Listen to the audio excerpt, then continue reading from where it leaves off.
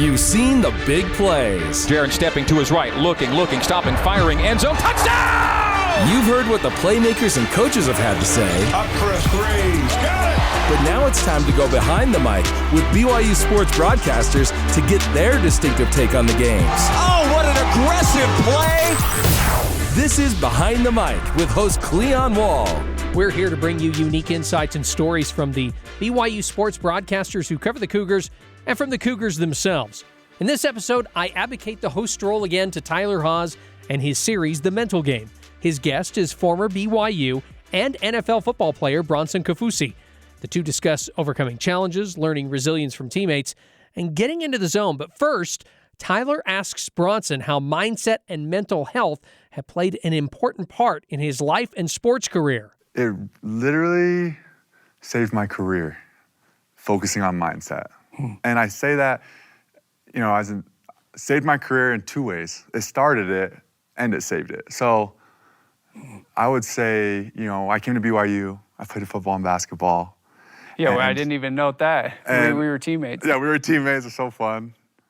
Yeah, you actually helped me plan my engagement with Hillary. Yeah, I've been a small part of the journey. Yeah, but I mean, you've seen it. Like you know the story, and like you've seen what's how I was able to navigate all these different challenges and things. And so my freshman year was pretty promising in football. Play basketball, go back to football my sophomore year, and my dad calls me in. Because my dad was my coach. Yeah. And, I had become a starter. I was playing 4 downs, and he just tells me, hey, what you're doing right now just isn't enough to play in the NFL. And I sat there thinking, okay, what do I need to do?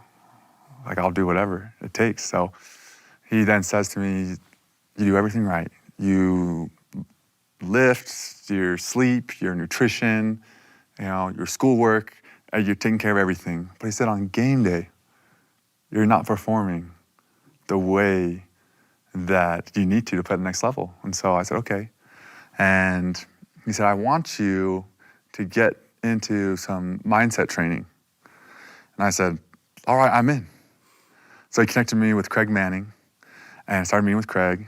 And that literally changed my life, because I was one of those guys, and I don't know if you were like this or not. I felt like you were way more goal-driven than me earlier on. No. But me, I was just out there playing the sport, for fun. I didn't do any extra training. I was just out there playing, and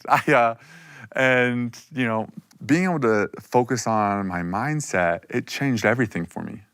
In fact, I was able to compound every day of practice because I was so focused and dialed in, and I was able to handle, adversity better, bounce back. My focus was different. Injuries would happen. I was able to navigate it. And that's why, sports in general, it's such a mindset game first. And that's what I realized. That I was able to play faster, make more plays, and eventually led to the NFL. And so I am so big on mindset and mentality, and I absolutely just love it. Yeah, it's awesome. Craig Manning, he helped me too on my journey, kind of opened my eyes to the whole world of mental training, mental performance, and helped me on my journey too. But were there specific things that he addressed or helped you with, or habits that helped you? Yeah, I would say there's a few of them, because I was just new. I took his class 3 or 4 times. Yeah. So I was so interested in this topic because I started to feel and see the difference.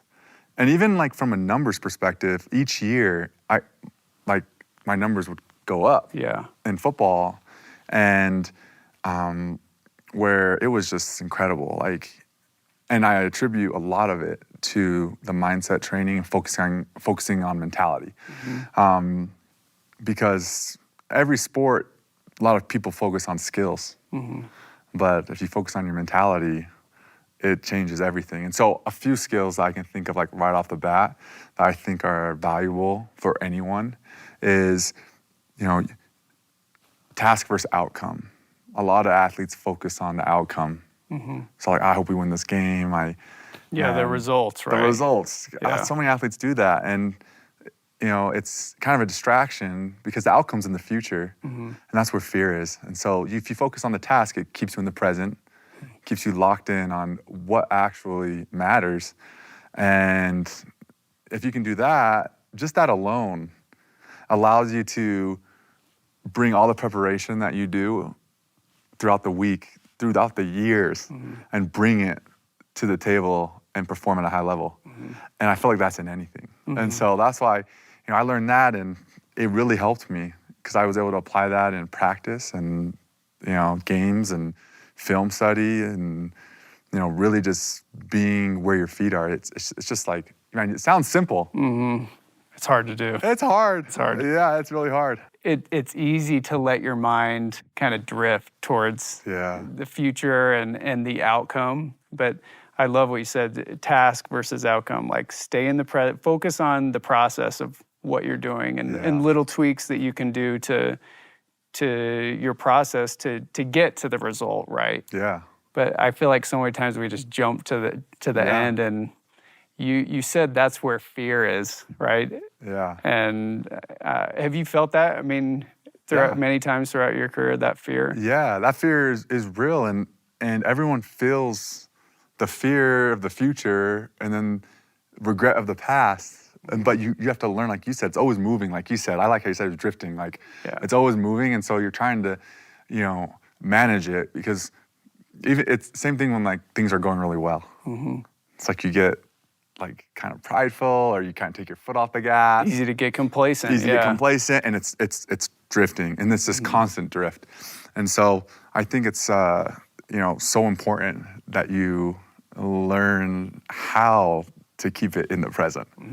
And there's a way to do that, and I think that's what changed my career, changed everything. Like, and there's just one thing that I was able to learn and build on.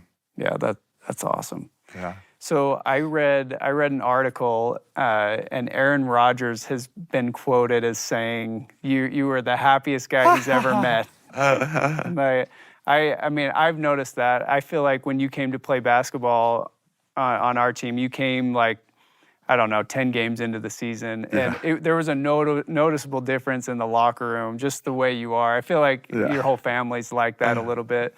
Are you guys all just like that? Is that just, part of who your family is, or is that, something that's been developed? Yeah, that's a good question. I feel like we just love life, honestly, and we just appreciate, like, the opportunity. I know for me, speaking for myself, I just love every opportunity, and I really try to make the most of every interaction, and I just learned early on. I think back to, like, as a kid, when you make a mistake, like you spill your milk and it goes everywhere. I remember my mom, she'd always say to me, "Those things happen." And so then that actually takes the stress off of a lot of things in life. And where it's like, oh, mistakes happen. Like, and so it's like, okay, well, this is gonna happen. And so you take out that perfectionism, like, out of the equation. Like, because everyone's always trying to be perfect. Well, then, no one's perfect. So I felt like that was one thing that really helped when I think back when we were younger. But then just, for me, it's like, life is so good, and, like, you just focus on, what you're blessed. Yeah, what you're blessed with and what you're grateful for. And I think for me, starting every day in gratitude, like, really makes you come to the present. Yeah, I feel like it's like the abundance mindset, just choosing to focus on the good, believing there's a lot of good in the world. Yeah. Because so many times, you can go into a hole and feel like the world's caving in on you. But I loved what you said about your parents, that they allowed you to fail. I mean, your parents are very accomplished. College coach and your dad, your mom's the mayor of Provo. From the outside looking in, it seems like they would be very, very hard on you guys, but they created an environment to where they allowed you to fail and go through some hard stuff, right? Yeah, definitely. That was a big thing. And my parents, they never even pushed me to play sports. They never or pushed football. you to play sports? Yeah, I just, like, if we wanted to do something, we would do it. Like my brother Corbin, he played tennis because he's the one to play tennis.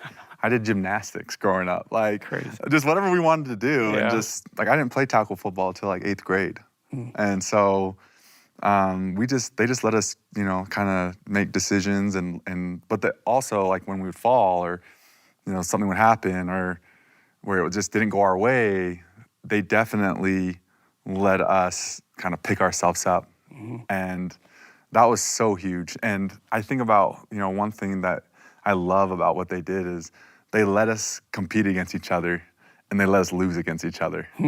And so that was There was huge. always a winner and a loser. There was always a winner and loser. Like, there always was. And so you learn how to handle winning, losing, how to be a good winner, how to handle loss and come back and let's go again. And tears always.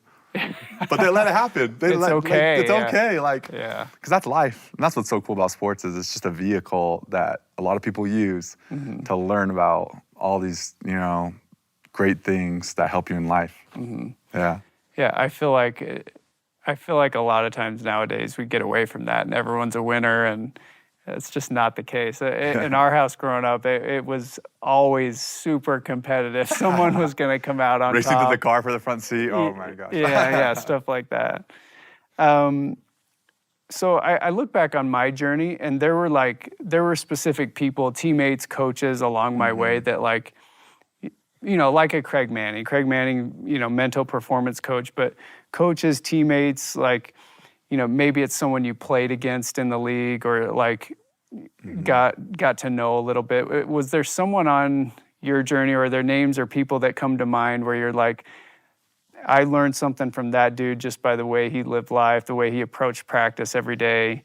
Yeah. Were there some examples like that on your journey? Yeah, for sure. I would say I was fortunate. I'm gonna go back a little bit when I was younger because I was fortunate because my dad was a football coach. So I was around the players and like my whole life. Yeah. And so I watched every game. I knew them. They come over, we'd feed them. And I was always, and there's a few of them where I'm like, okay, I wanted to be like I wanted to play like him and do this and do that. And so I would say player-wise, like in high school, that's when, like 2006, 2010, that's when I was in high school. And so at BYU, you had players like Jan Jorgensen, because I was playing D-end at the time. And so I always looked up to him because his effort was incredible. And I loved that. Like, I absolutely loved the way that he played. He played hard every He played down. hard, Yeah. every down, every single down. I really loved watching that. And so that was a good example. I liked watching Brian Kill. I remember a specific play, I think it was against New Mexico, but he ran down this guy from so far behind. And I was like, I want to do that play someday. And so it's like those high effort guys, I started to notice them, watching and being around them, and I loved it. And then in the NFL, I mean, I really had a lot of great teammates, mentors, and guys that would help me. I mean, I had, at the Ravens, I mean, you had Pitta there, you had Eric Weddle, so Utah ties. And honestly, like, because my rookie year, I got hurt. Right. And I had a really bad injury where the doctors, one of the top in the country, and one of the top doctors in the country, he said, I don't know how you're going to come back from this one. And I said, okay, because it was so bad. And I was like, well, I got to, fortunately, I had a good base of mindset training, but I had like really great examples of people that come back from injuries, like Pitta, Weddle, like really like tough dudes. And Would you say that's how you got through it? You got over it? Yeah, for sure. They definitely helped. Just because, you think you're all alone. Yeah. And that's the scary thing about, injury, and then just when things don't go your way, like you said, it's a steep hill, and it's very lonely. And but they were so cool to be able to, always reach out, help, and I just watched their examples because, they're like, nah, you can do this. Like, no, it's up to you. And I was like, okay, like I'm gonna come back and I'm gonna make something out of nothing here. And yeah, I ended up playing, a few years there in the league, and it was huge. And that's one of the big things I feel like when it comes to like mindset, mentality, is everyone thinks you have to do it alone. It's like you don't have to do it alone. Like there's people out there that have gone through what you've gone through, and they're willing to help. And sometimes all I have to do is ask for help, which is honestly most of the time. And then people come like, because everyone's had experiences and they're like, I know what that felt like. Yeah. Let me help you out there. Yeah. Yeah, it takes courage, right? It does. To be vulnerable and open up, and because it is lonely, and you want to come across as, hey, I got everything in order. But Especially athletes. Yeah. You're conditioned that way. Yeah. But that's not life, right? It's not, yeah. It's just not.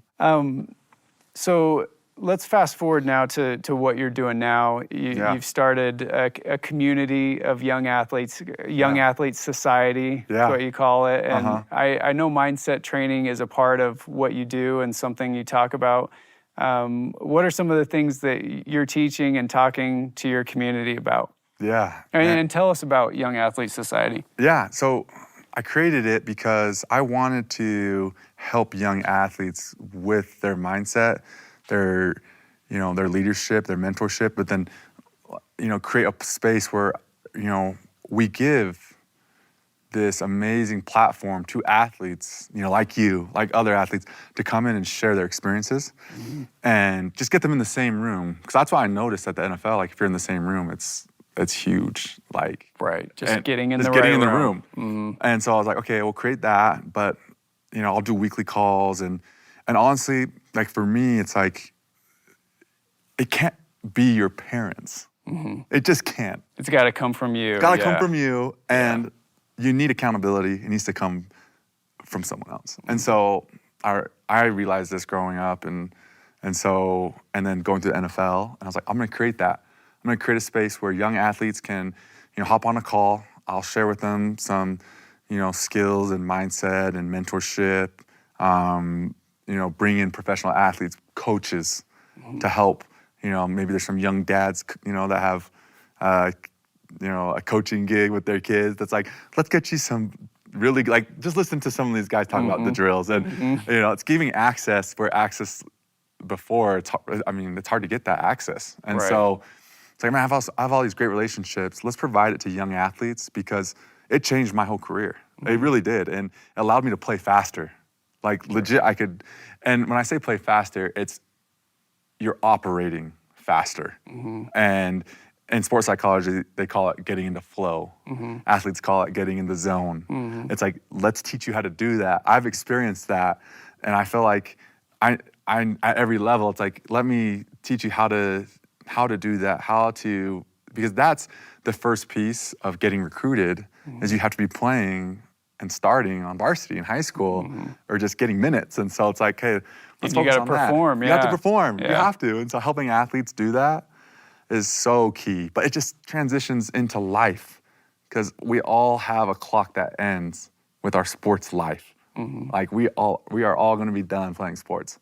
But for me, it's like, well, this short time, let's use sports as a way to like accelerate growth away from our sport while you're in the sport, which is crazy.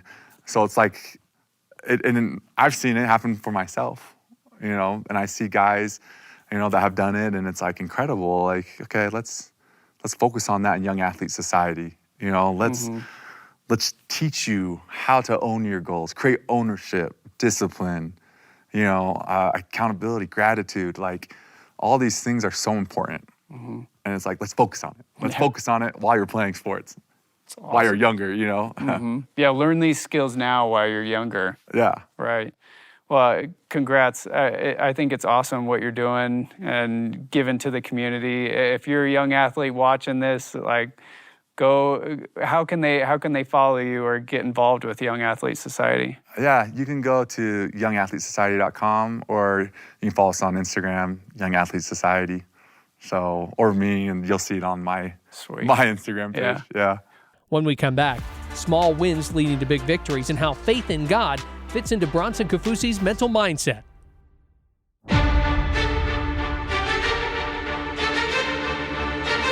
Welcome back to Behind the Mic.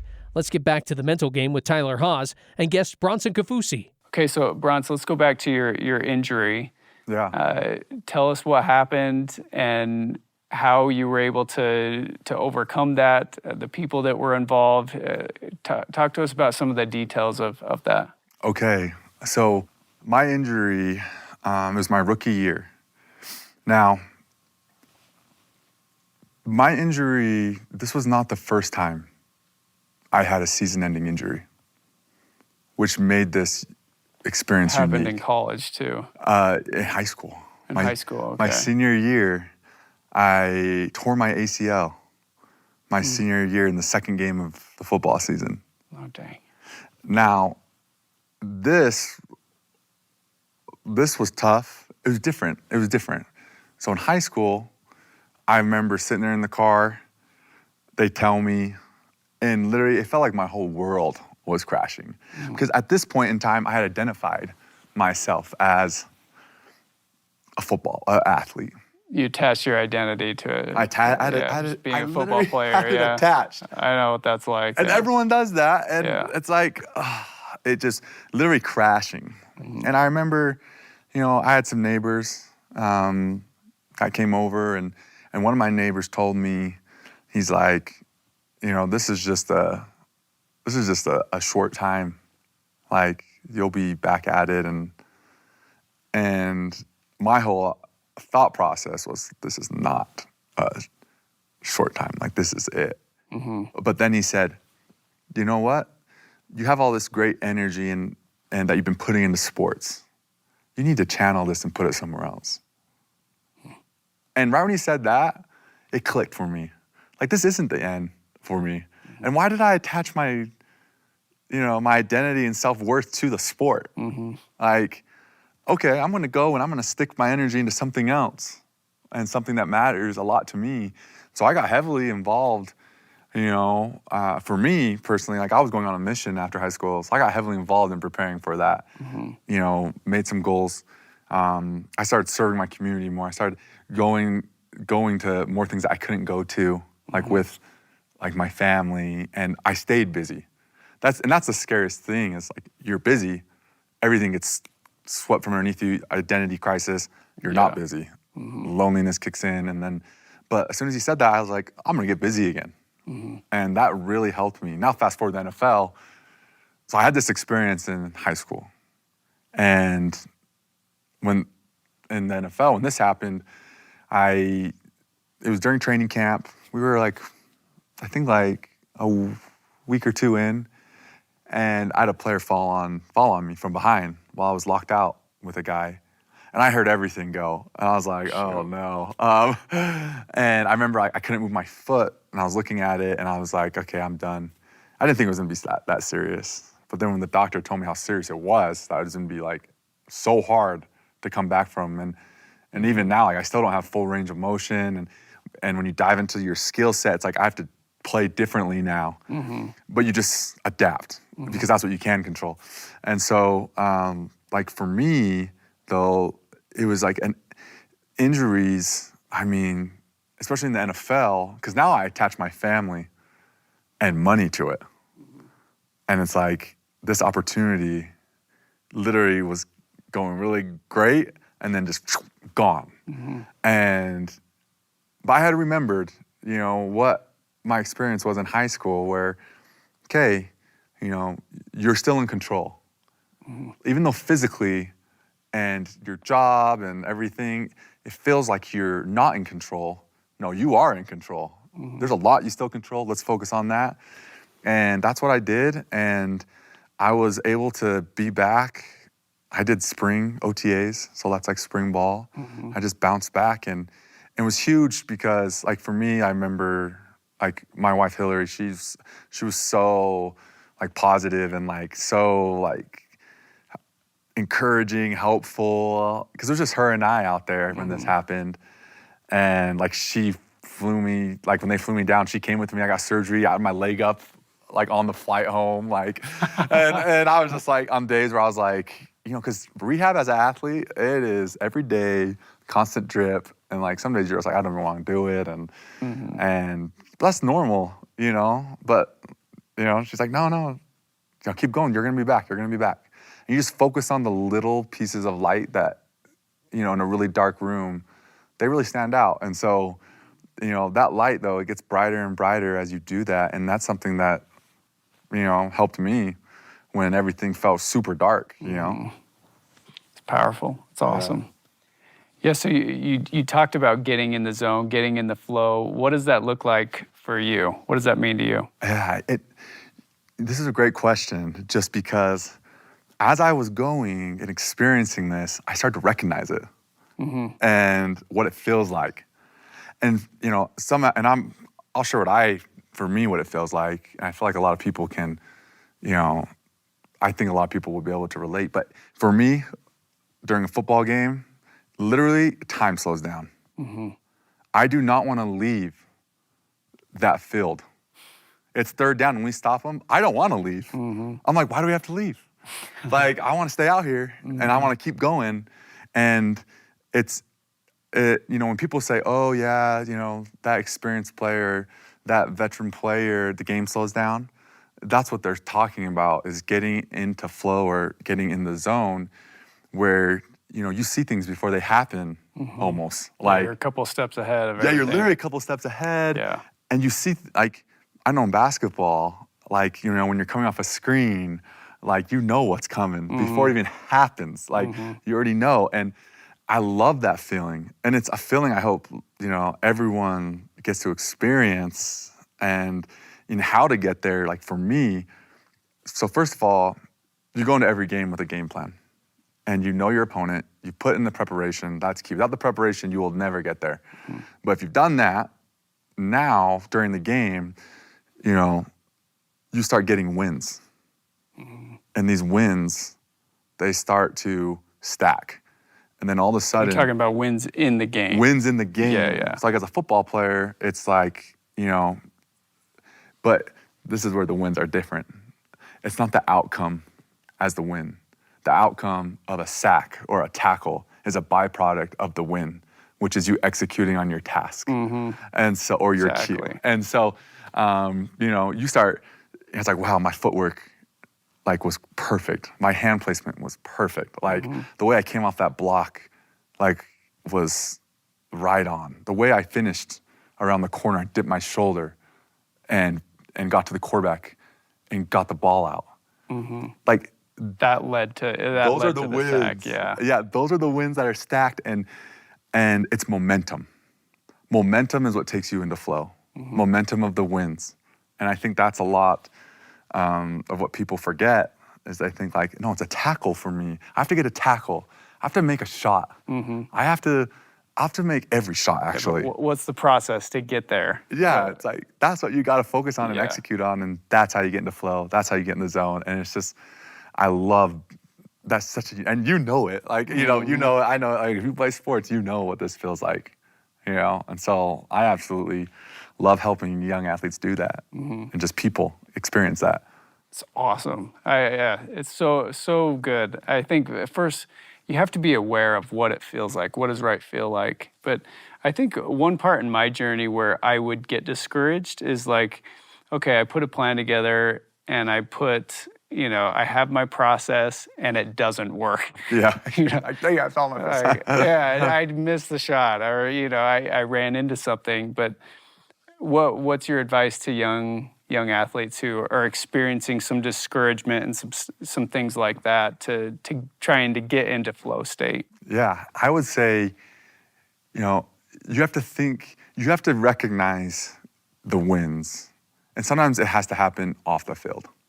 You start recognizing the wins off the field. It's like me, and sometimes just stuff that you're grateful for. Because then what happens is it transitions onto the field or onto your process.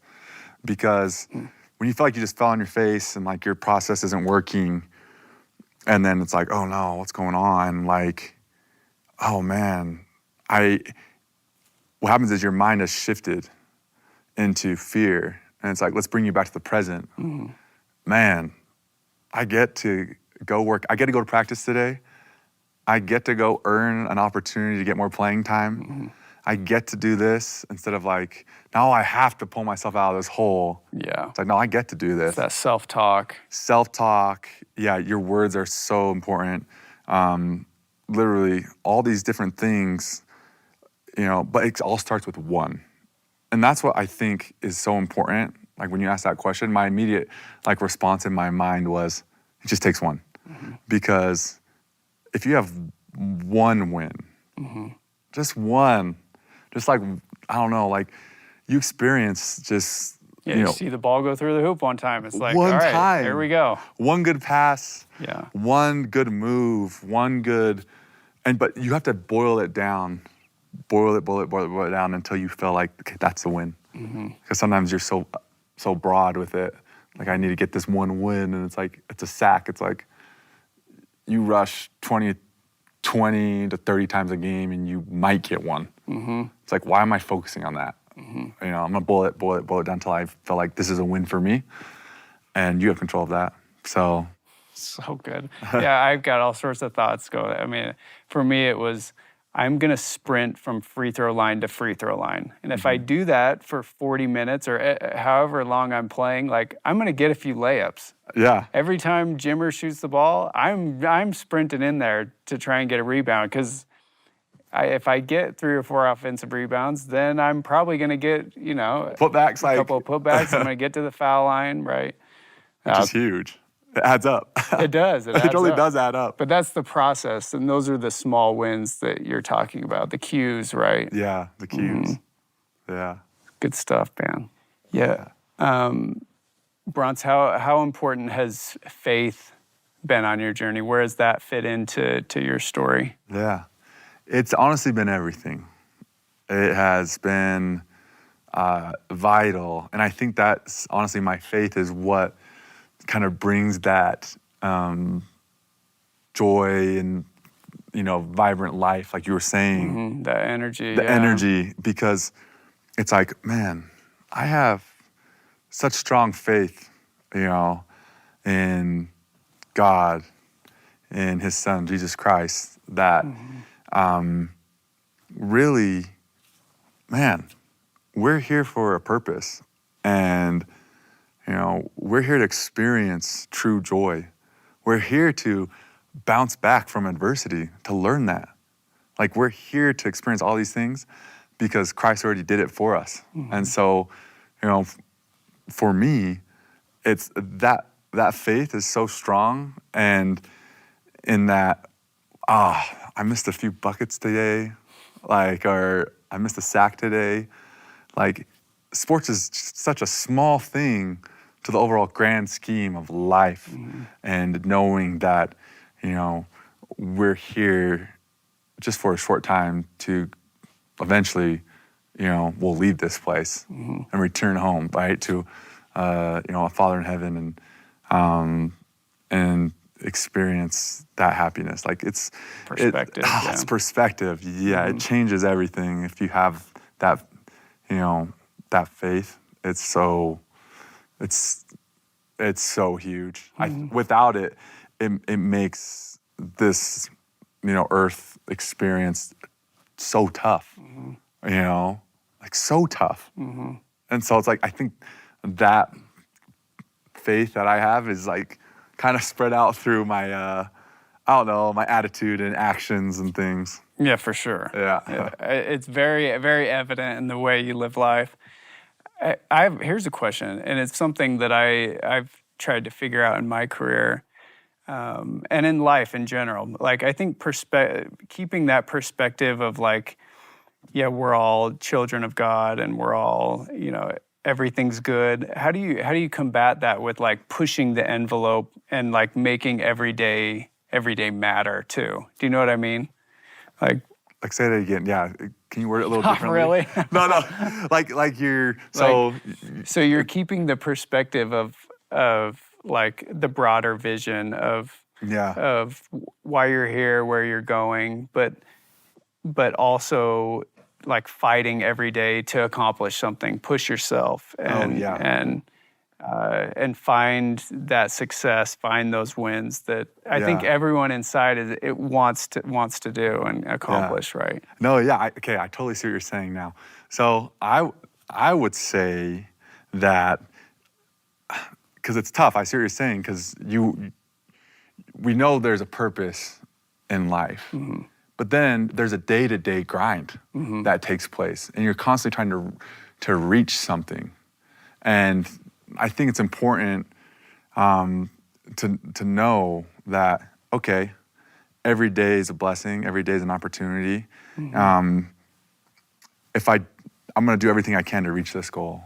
And if I don't reach it, all right, it doesn't mean that I just give up. And I think failure's a part of stuff. And you're supposed to be here to experience like pain and sorrow, because it makes your wins just that much better. And I think that's so important, because every day, not everything's gonna go your way. Like, and you're gonna have hard times. Like you're just gonna fail on a test. You're gonna get hurt. You're gonna experience things that you had no idea was like planned out for you, or that you were gonna experience, and it's so hard. So you have to be okay with being okay with feeling that way when bad things happen. Okay, being vulnerable that way. Yeah, because it's like, if you don't, it makes it harder to get back on track to your goal. And so I think it's key to always, be able to, and I'm big on this, like being able to have like a really calm mind, because it creates clarity. So that way you can, you're experiencing all these things, you're reaching for these goals each day, and sometimes you don't reach them. And that's okay. And that's okay.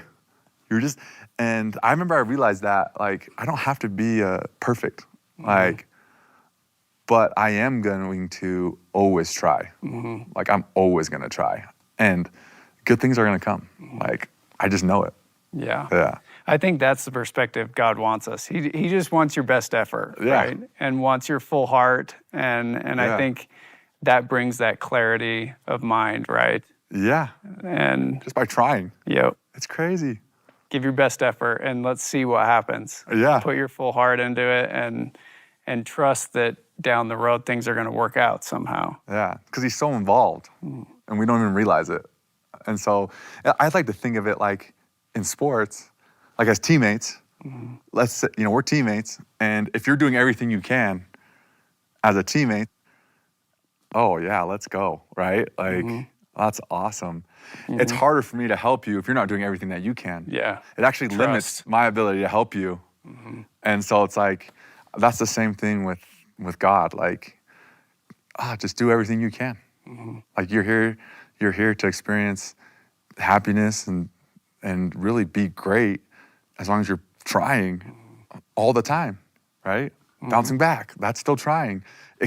Feeling when things fell, and going through those feelings of like sadness and sorrow, like experiencing that, you're still trying, right? They're not gonna be there forever.